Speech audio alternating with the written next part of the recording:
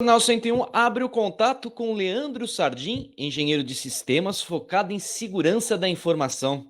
Leandro esteve presente no último sábado, onde foi realizada uma palestra na Igreja Batista Esperança, na Avenida do Carmo, no centro de Jaboticabal, focada no seguinte tema: como proteger a sua família na internet. Ele vai contar mais sobre os cuidados com a internet e as fragilidades para invadir um celular ou computador e os golpes na internet. Ele inicia respondendo sobre a história dele como hacker. Bom, essa história ela é remota de quando eu era pequeno, eu era criança, né? Eu sempre me encantei por computadores. Meu pai trabalhava na Embratel e às vezes ele me levava. Meu pai me levava na Embratel e eu acabava olhando aqueles computadores assim, na época, nos anos 80, 90, era um absurdo para uma criança. E acabei ficando com aquilo na cabeça, no meu imaginário. E lendo muitas histórias sobre os caras famosos da informática, o próprio Linus Torvalds, o Peter Norton, John McAfee, eu entendi que eles eram seres de outro mundo, assim, uns caras muito inteligentes que fizeram uma diferença no mundo. E quando eu percebi, eles eram todos hackers. A gente... eu entendi o que era ser hacker nessa época, eu entendi o que eles faziam e me encantei. E comecei a estudar sozinho. Naquela época a gente não tinha muito recurso, eu acabei aprendendo a desenvolver, a invadir as coisas, a fazer determinadas ações que não deveriam ser feitas por uma criança, escondida dos meus pais. E foi aí que eu ganhei uma profissão, vamos dizer assim. Foi dessa forma, bem criança, sozinho na internet. Hacker, o que ele faz? Existe o hacker do bem e o hacker do mal. Como é que separar esses dois? É muito simples. Na verdade, a palavra hacker ela é meio romantizada, né? Eles são pesquisadores, para ser sincero, são cientistas da informação. A maioria deles são curiosos. Então, o que a gente chama de hacker do bem são aquelas pessoas que eles ficam testando as aplicações, testando os sistemas e tentando encontrar vulnerabilidades ou encontrar falhas. Tá? Então, esse seria o hacker do bem. Nós temos também os hackers que olham essas vulnerabilidades e eles aplicam algum tipo de golpe ou usam aquilo para interesse próprio. Esses caras seriam os caras do mal, vamos dizer assim. A gente chama de black hat, né? Então, a divisão de hacker do bem e hacker do mal, a gente chama os hackers do bem de white hat e os hackers do mal de black hat. É mais ou menos assim. Como é que é feito?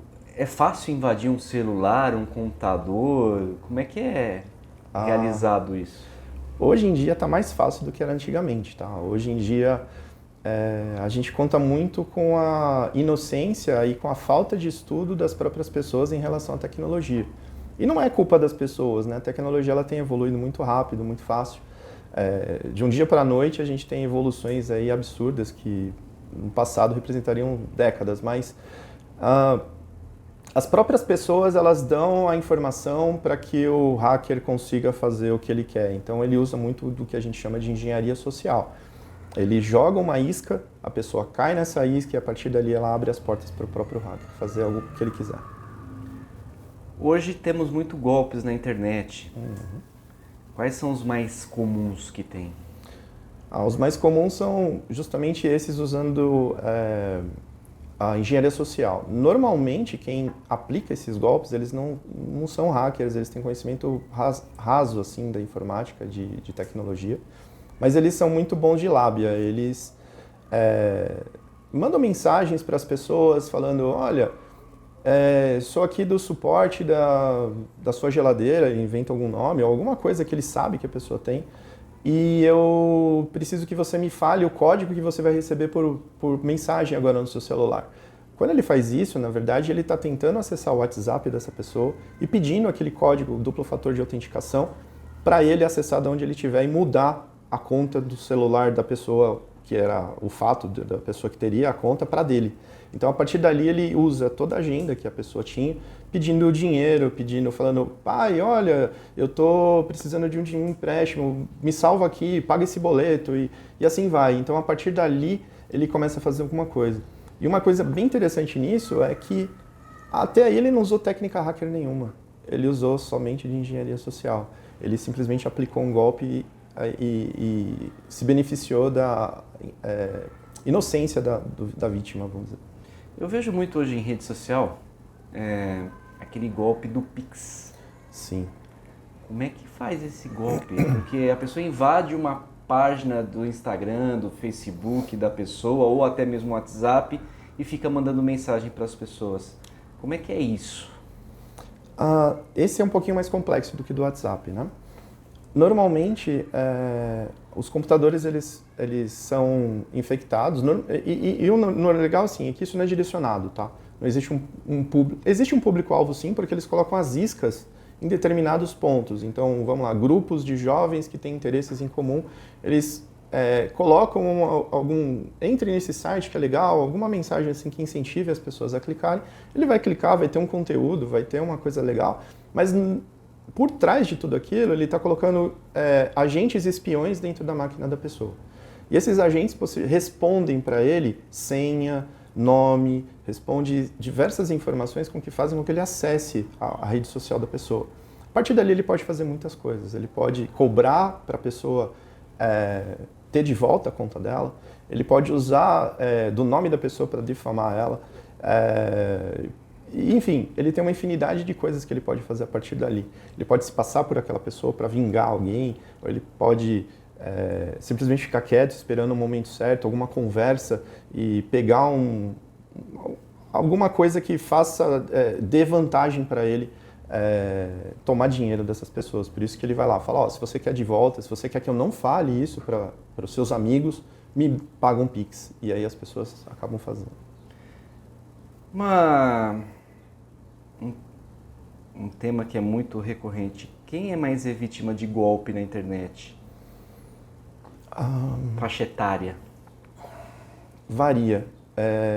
Eu diria para você que são as pessoas de meia idade já. São as pessoas que têm acesso à ferramenta, ao celular, às mídias sociais e não se previnem da forma como deveriam e até acabam sendo um pouco inocentes, né? Elas não têm aquela malícia que um jovem hoje em dia, ele já sabe que os amigos se falam, todo mundo está meio antenado, meio esperto do que está acontecendo, mas as pessoas mais velhas, elas tendem a não acompanhar esse pensamento, essas novidades e acabam caindo nos golpes.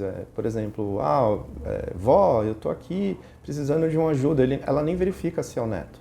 Ela simplesmente vai lá e ajuda e faz o Pix. Ou faz o que a pessoa quiser, né? Paga o resgate e por aí vai.